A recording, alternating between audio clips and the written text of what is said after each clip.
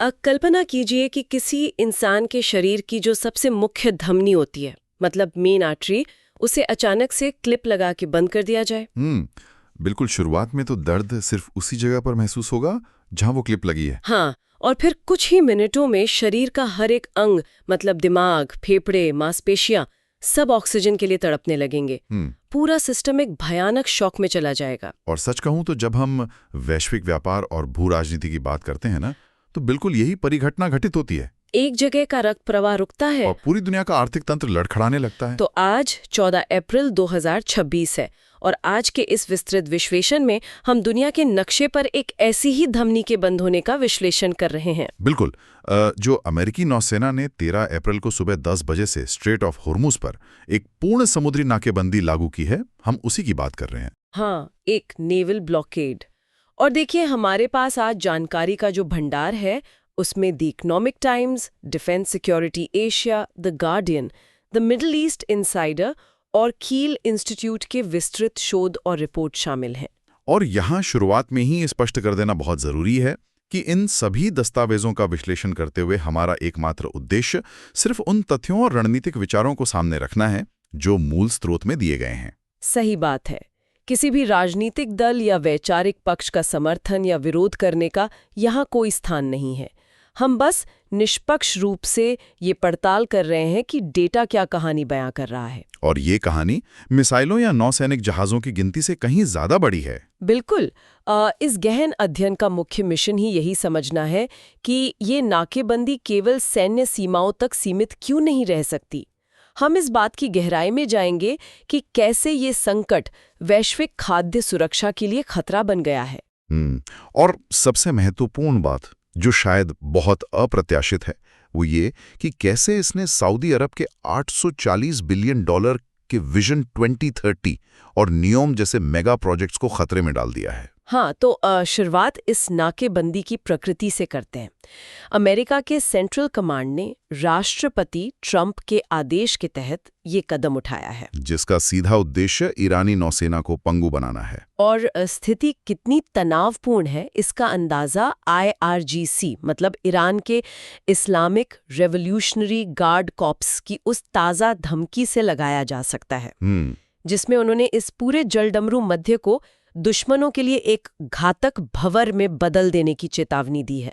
लेकिन यहाँ एक तार्किक सवाल उठता है। जी बताइए। मतलब समुद्र पर कोई कंक्रीट की दीवार तो खड़ी की नहीं जा सकती। ये कोई हाईवे का टोल बूथ तो है नहीं जहां आपने बैरिकेड लगा दिया और गाड़ियां रुक गईं। बिल्कुल सही कहा। ये एक विशाल जल क्षेत्र है। तो द गार्जियन की रिपोर्ट बताती है कि लाइबेरिया और कोमोरोस के झंडे वाले कुछ प्रतिबंधित जहाज जैसे क्रिस्टियाना और एल्पिस, वो नाकेबंदी लागू होने के कुछ ही घंटों के भीतर इस ब्लॉक को पार कर गए।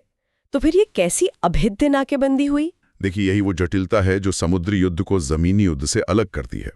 एक पूर्ण नाकेबंदी लागू करने के लिए हर एक जहाज पर चढ़कर उसकी तलाशी लेना व्यावहारिक रूप से असंभव होता है। प्रैक्टिकल नहीं है। बिल्कुल। लेकिन डिफेंस सिक्योरिटी एशिया की रिपोर्ट एक बहुत ही अलग और गहरे खतरे की ओर इशारा करती है। इस पूरी सैन्य गहमागहमी के बीच ओमान की खाड़ी में एक तीसरा खिलाड़ी बहुत ही शांति से अपना काम कर रहा है। चीन की बात कर रहे हैं आप? हाँ, चीन ने अपना लियोवांग 1 नामक जहाज वहां तैनात कर दिया है। लियोवांग 1? जो डेटा सामने आ रहा है वो बताता है कि ये जहाज हथियारों से नहीं बल्कि सेंसर से लैस है। बिल्कुल, इसे एक युद्धपोत समझना बहुत बड़ी भूल होगी। ये 30,000 टन का एक तैरता हुआ सुपर कंप्यूटर है। इसमें कोई मिसाइल लॉन्चर नहीं है। तो फिर ये करता क्या है? इसके बजाय ये जहाज एक 6,000 किलोमीटर का इलेक्ट्रॉनिक सेंसर बबल बनाता है। सैन्य भाषा में इसे इलेक्ट्रॉनिक इंटेलिजेंस या इलिंट कहते हैं। मतलब चीन बिना एक भी गोली चलाए पूरे मध्य पूर्व के युद्ध क्षेत्र से भारी मात्रा में इलेक्ट्रॉनिक डेटा सोख रहा है। अगर मैं इसे एक एनालॉजी के जरिए समझूं तो ये कुछ ऐसा है जैसे आसमान में एक बहुत विशाल अदृश्य वैक्यूम क्लीनर लगा दिया गया हो। बहुत ही सटीक एनालॉजी है ये, है ना? मतलब ये vacuum cleaner radio waves, radar की फ्रीक्वेंसीज, अमेरिकी विमानों के कम्युनिकेशन सिग्नल्स, यहाँ तक कि मिसाइलों के टेलीमेट्री डेटा को भी सोख रहा है। हाँ, किसी को शारीरिक नुकसान नहीं पहुंच रहा, लेकिन युद्ध के मैदान की हर एक डिजिटल धड़कन रिकॉर्ड हो रही है। और यद्यपि इसका कोई पुख्ता प्रमाण नहीं है कि चीन इस रियल टाइम डेटा को ईरान के साथ साझा कर रहा है, लेकिन सामरिक दृष्टिकोण से ये एक गेम चेंजर हो सकता है। बिल्कुल हो सकता है। सैद्धांतिक रूप से अगर ये डेटा फीड ईरान के कमांड सेंटर तक पहुंचती है तो ये ईरान के प्रतिक्रिया समय मतलब रिएक्शन टाइम को अभूतपूर्व रूप से बढ़ा सकता है। उन्हें रडार पर हमला दिखने से बहुत पहले पता चल जाएगा कि अमेरिकी या इजरायली विमानों के फॉर्मेशन कहाँ बन रहे हैं। सही बात है। और अगर हम ईरान की स्थिति देखें तो उन्हें इस वक्त हर संभव रणनीतिक फायदे की सख्त जरूरत है। हाल के घटनाक्रमों में उन्हें भारी नुकसान उठाना पड़ा है। हाँ, स्रोतों के आंकड़े बताते हैं कि अमेरिकी और इजरायली कार्रवाइयों के कारण ईरान खुद अपने नुकसान का अनुमान $270 बिलियन लगा रहा है। और एक और दिलचस्प विवरण जो रिपोर्ट में सामने आया है वो 1 मार्च को शहीद मेहदवी के डूबने का है, जिसे एक कमर्शियल क्रू शिप कहा गया है। 1 मिनट, यहाँ थोड़ा रुकते हैं। क्रू शिप, इसका असल में क्या मतलब है? क्या ये कोई साधारण मालवाहक जहाज है? नहीं, साधारण बिल्कुल नहीं है। क्रू शिप एक बहुत ही पुरानी नौसैनिक चाल है जिसे आधुनिक रूप दिया गया है। बाहर से देखने पर शहीद मेहदवी एक आम कमर्शियल कंटेनर शिप जैसा ही दिखता है। अच्छा, मतलब कोई धोखा खा जाए? बिल्कुल। कोई भी उपग्रह या रडार उसे देखेगा तो लगेगा कि कोई व्यापारी जहाज सामान लेकर जा रहा है, लेकिन अंदर से उन कंटेनर्स के नीचे उन्नत एंटी शिप मिसाइलें, ड्रोन लॉन्चर और रडार सिस्टम छिपे होते हैं। मतलब ये भेड़ की खाल में भेड़िया हैं? एकदम सही। और इस जहाज का डूबना ईरान की नौसैनिक रणनीति के लिए एक बहुत बड़ा मनोवैज्ञानिक और सामरिक झटका था। ये रणनीतिक छलावे का एक बेहतरीन उदाहरण है। लेकिन अब इस भू राजनीतिक बिसात से थोड़ा पीछे हटते हैं और उस धमनी की बात करते हैं जिसका मैंने शुरुआत में जिक्र किया था। जी, वैश्विक अर्थव्यवस्था वाली धमनी। हाँ, जब भी स्ट्रेट ऑफ हॉर्मुज की बात होती है तो एक आम धारणा ये बन जाती है कि इसका असर सिर्फ पेट्रोल पंप पर दिखने वाला है, तेल की कीमतें बढ़ेंगी, बस इतना ही। हाँ, अक्सर लोग यही सोचते हैं। क्योंकि दुनिया की नजरें 21% वैश्विक तेल आपूर्ति पर टिकी रहती हैं जो इस जल डमरू मध्य से गुजरती है। लेकिन कील इंस्टीट्यूट का जो विस्तृत शोध सामने आया है वो इस पूरी धारणा को पलट कर रख देता है। ये केवल तेल का चोक पॉइंट नहीं है। बिल्कुल नहीं। कील इंस्टीट्यूट का बॉटलनेक मैकेनिज्म मॉडल ये समझाता है कि असली और सबसे गहरा संकट उन चीजों में छिपा है जो तेल के सह उत्पाद हैं या प्राकृतिक गैस से बनते हैं। हाइड्रोकार्बन डेरिवेटिव्स, रिपोर्ट में इस शब्द का बहुत इस्तेमाल हुआ है। इसे थोड़ा सरल भाषा में समझते हैं तो इसका सीधा मतलब ये है कि ये वो मूलभूत रासायनिक तत्व है जिनसे दुनिया की आधी मैन्युफैक्चरिंग चलती है। प्लास्टिक, सिंथेटिक रबर, सॉल्वेंट्स और सबसे महत्वपूर्ण चीज कृषि के लिए इस्तेमाल होने वाली खाद या उर्वरक। बिल्कुल। और आंकड़े इस निर्भरता की गंभीरता को बहुत स्पष्ट करते हैं। खाड़ी देश पूरी दुनिया के 73.4% हाइड्रोकार्बन डेरिवेटिव्स की आपूर्ति करते हैं। और इसके साथ 16.8% मेथनॉल और 14.2% यूरिया भी। हाँ, तो जब होर्मुज बंद होता है तो सिर्फ क्रूड ऑयल नहीं रुकता, प्राकृतिक गैस का निर्यात भी पूरी तरह रुक जाता है। और यहीं से वो डोमिनो इफेक्ट मतलब ताश के पत्तों के ढहने का सिलसिला शुरू होता है। प्राकृतिक गैस रातों रात किसी और स्रोत से नहीं मिल सकती। सही कहा। गैस की सप्लाई रुकने का मतलब है कि दुनिया भर की केमिकल फैक्ट्रियों को अपना उत्पादन रोकना पड़ेगा। केमिकल नहीं होगा तो यूरिया नहीं बनेगा, और अगर यूरिया नहीं है तो दुनिया भर के खेत बंजर होने लगेंगे। मतलब बात कारों में पेट्रोल भरने से शुरू होकर सीधे करोड़ों लोगों की खाने की थाली तक पहुंच जाती है। और देखिए, इस बॉटलनेक मैकेनिज्म का जो सबसे क्रूर पहलू है वो इसका असमान प्रभाव है। कील इंस्टीट्यूट का डेटा दिखाता है कि इस नाकेबंदी से अमेरिका के आर्थिक कल्याण में मात्र 0.07% की मामूली गिरावट आएगी। मतलब ये उनके लिए सांख्यिकीय रूप से कोई बहुत बड़ा झटका नहीं है। बिल्कुल नहीं।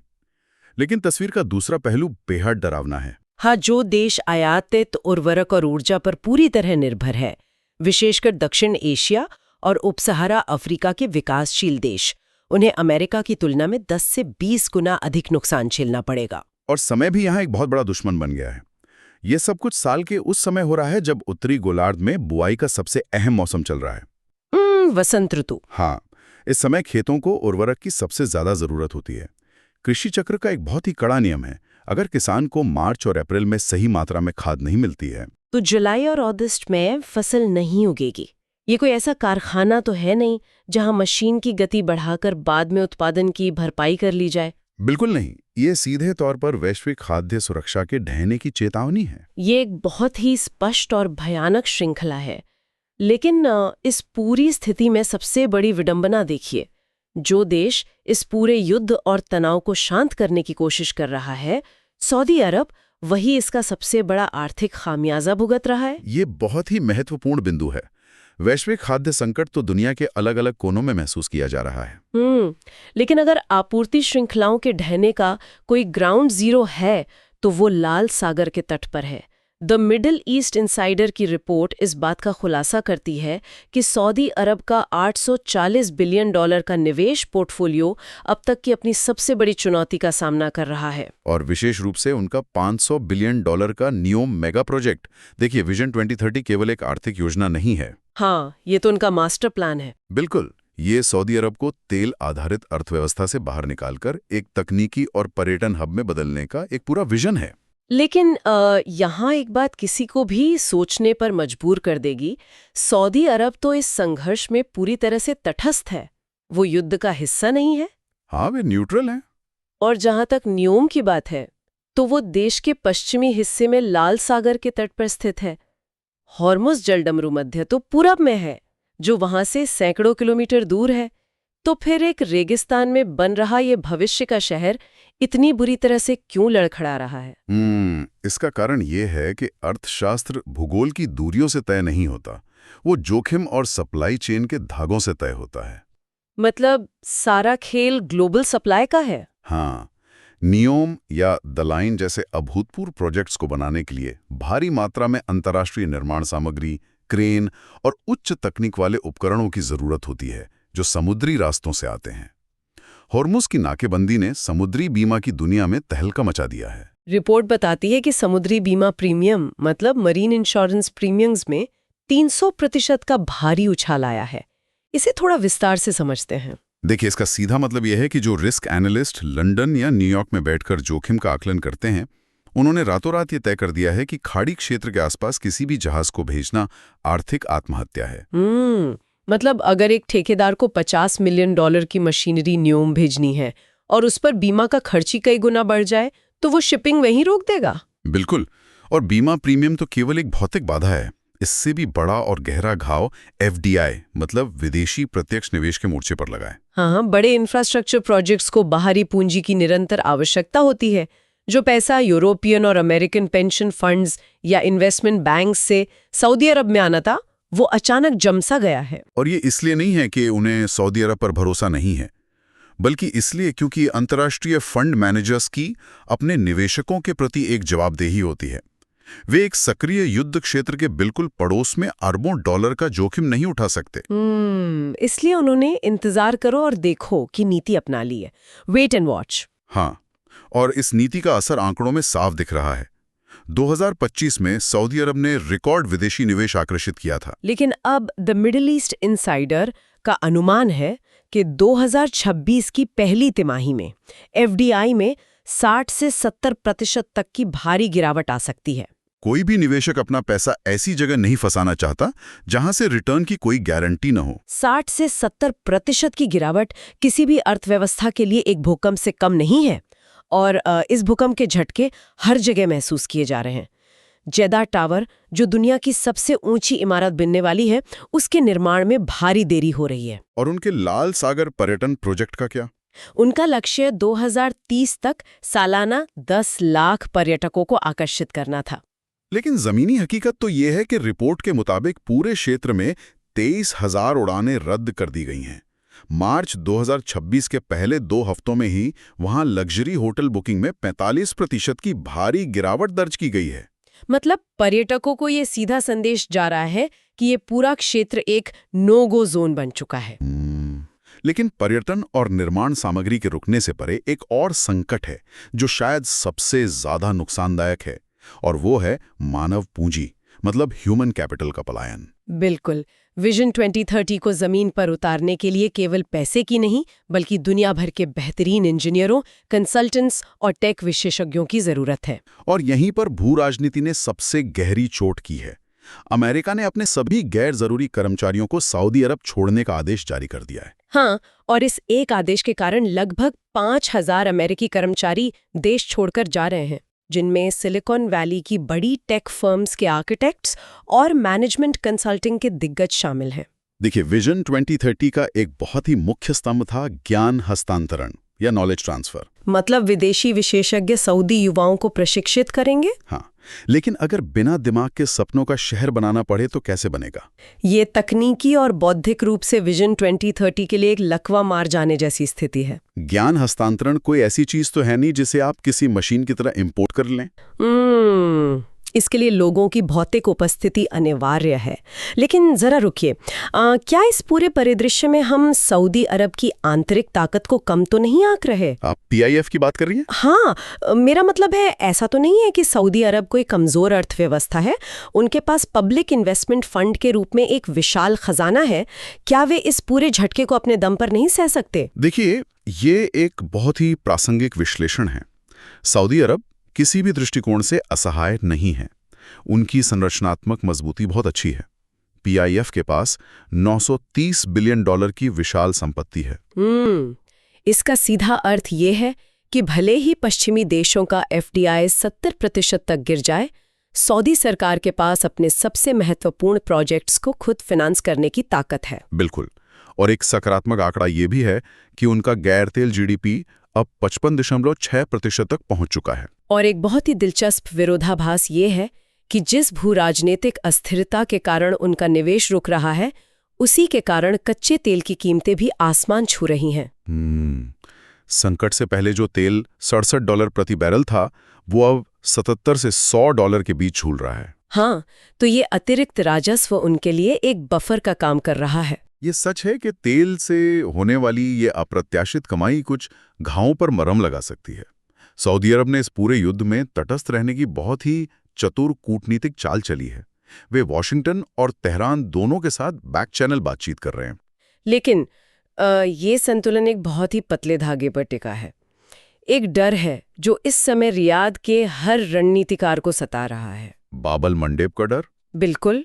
यमन और हॉर्न ऑफ अफ्रीका के बीच का वो संकरा रास्ता, हॉर्मुज बंद होने के बाद सऊदी अरब का तेल निर्यात करने का वो आखिरी बड़ा मार्ग बचा है। और अगर संघर्ष बढ़ता है और ईरान या उसके सहयोगी इस रास्ते को भी निशाना बनाते हैं तो सऊदी अरब चारों तरफ से घिर जाएगा। और हमें ये नहीं भूलना चाहिए कि युद्ध की आंच उनके भौतिक बुनियादी ढांचे तक पहुंचनी शुरू हो गई है। रास तनूरा तेल सुविधा को पहले ही नुकसान पहुंच चुका है। हाँ, जिसके परिणाम स्वरूप 5,50,000 बैरल प्रतिदिन का उत्पादन रुक गया है। अगर ऊर्जा के बुनियादी ढांचे पर सीधे हमले शुरू हो गए तो कोई भी कूटनीतिक तटस्थता काम नहीं आएगी। तो ये सब किस दिशा में जा रहा है? द मिडिल ईस्ट इनसाइडर ने जो 3 संभावित परिदृश्य सामने रखे हैं, वे पूरी तरह समय सीमा पर निर्भर करते हैं। हाँ, पहला परिदृश्य ये है कि अगर ये सैन्य गतिरोध 2 से 4 सप्ताह में सुलझ जाता है तो ये केवल प्रोजेक्ट्स में देरी लाएगा।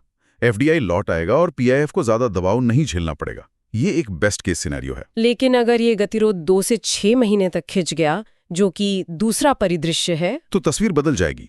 तब विजन 2030 के प्रोजेक्ट्स को रीप्रायोरिटाइज करना पड़ेगा। जो प्रोजेक्ट्स अत्यंत आवश्यक नहीं है उन्हें रोक दिया जाएगा। और PIF को अपनी तिजोरी खोलकर विदेशी निवेश की कमी को पूरा करना होगा। बिल्कुल। और तीसरा जो सबसे भयावह परिदृश्य है वो है एक पूर्ण क्षेत्रीय युद्ध। अगर ऐसा होता है तो विजन 2030 को अनिश्चित काल के लिए निलंबित करना पड़ सकता है। हाँ, ऐसे में देश के सारे संसाधन और सारी पूंजी केवल राष्ट्रीय सुरक्षा की ओर मोड़ दी जाएगी। तो इन सभी जटिल पहलुओं को एक साथ रखकर देखें तो ये बात बिल्कुल स्पष्ट हो जाती है कि 13 अप्रैल को लगाई गई ये नौसैनिक नाकेबंदी इतिहास में केवल एक सैन्य घटना के रूप में नहीं जानी जाएगी। बिल्कुल नहीं। ये एक ऐसा आर्थिक और भू राजनैतिक भूकंप है जिसके झटके एक साथ कई महाद्वीपों पर महसूस किए जा रहे हैं। ओमान की खाड़ी में चीन का लिवोंग 1 खामोशी से भविष्य के युद्ध का डिजिटल नक्शा तैयार कर रहा है। और अफ्रीका और दक्षिण एशिया के खेत उर्वरक के इंतजार में सूखने के खतरे का सामना कर रहे हैं। और लाल सागर के तट पर दुनिया का सबसे महत्वाकांक्षी $840 बिलियन का सपना भारी अनिश्चितता के बीच अधर में लटका है। इन सभी स्रोतों और शोध रिपोर्टों का निचोड़ निकालते हुए हमारा प्रयास यही रहा है कि इस धुंधले और भ्रमित करने वाले परिदृश्य की एक तार्किक तस्वीर पेश की जा सके। ये स्पष्ट है कि जब वैश्विक सप्लाई चेन के इतने अहम हिस्से को क्लिप लगाकर बंद किया जाता है तो कोई भी देश, चाहे वो कितना भी तटस्थ क्यों ना हो, उसके असर से अछूता नहीं रह सकता। बिल्कुल।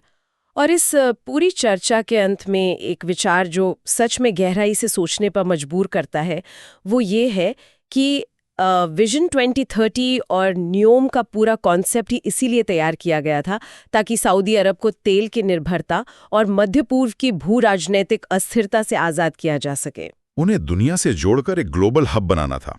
लेकिन आज की सबसे बड़ी विडंबना देखिए, उसी अस्थिरता के कारण ये पूरी योजना दांव पर लगी है। हैरानी की बात यह है कि अगर ये संकट लंबा खिंचता है और उन्हें बिना विदेशी निवेश, बिना अंतर्राष्ट्रीय विशेषज्ञों के पूरी तरह अकेले अपने दम पर इस भविष्य का निर्माण करना पड़े, तो क्या विजन 2030 वैसा ही दिखेगा जैसा सोचा गया था? या फिर ये दुनिया के इतिहास में एक बिल्कुल नई, पूरी तरह से बंद अर्थव्यवस्था का सबसे बड़ा और अनोखा उदाहरण बन जाएगा? भू राजनीति की ये दुनिया कभी सीधे जवाब नहीं देती, बस नए सवाल खड़े कर देती है। अगली बार तक के लिए इन सवालों पर विचार करते रहिए।